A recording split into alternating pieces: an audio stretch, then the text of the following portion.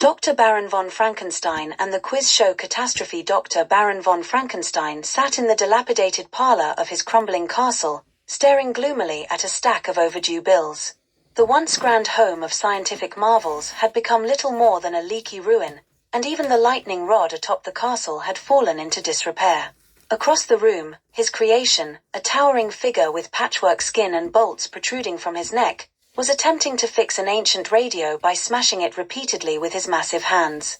"Enough, my boy," the Baron cried, rubbing his temples. "If I can't think with your incessant pounding, how can I concoct a plan to save us from destitution?" The monster looked up, confused. "But, this is how you fix things," he muttered in his gravelly voice.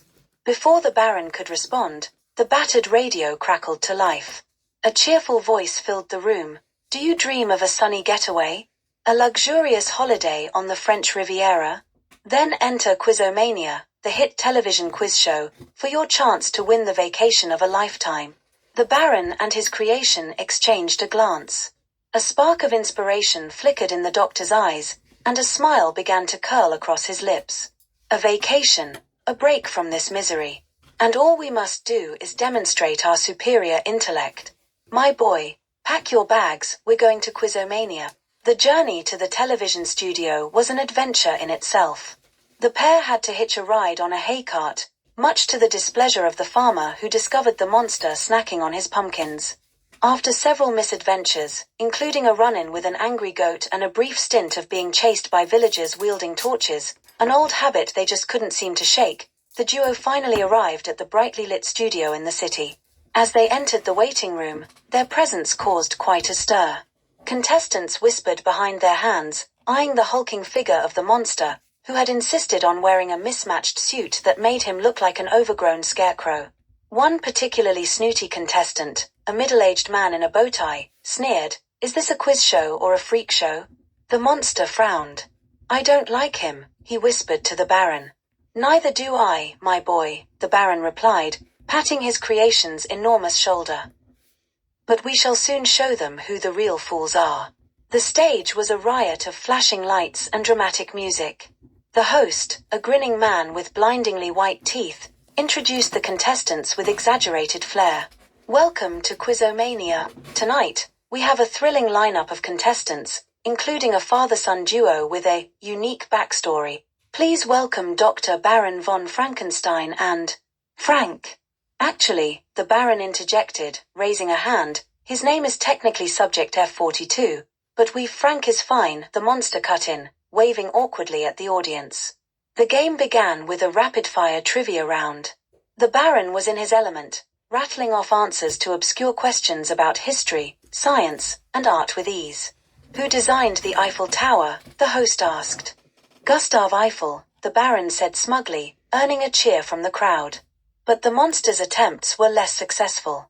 When asked to complete the phrase "an apple a day keeps the," he replied, "worms happy," which earned both laughter and a groan from the audience.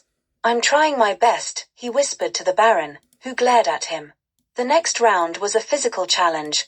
Contestants had to build a tower out of oversized blocks. The monster, excited to finally put his strength to use, took charge. However, his enthusiasm quickly turned into chaos. He slammed the blocks together with such force that they shattered, sending pieces flying across the stage. "Careful, you oaf," the Baron shouted as one block narrowly missed the host. "But you said to build it fast." The monster protested. The audience roared with laughter, and even the host was wiping away tears.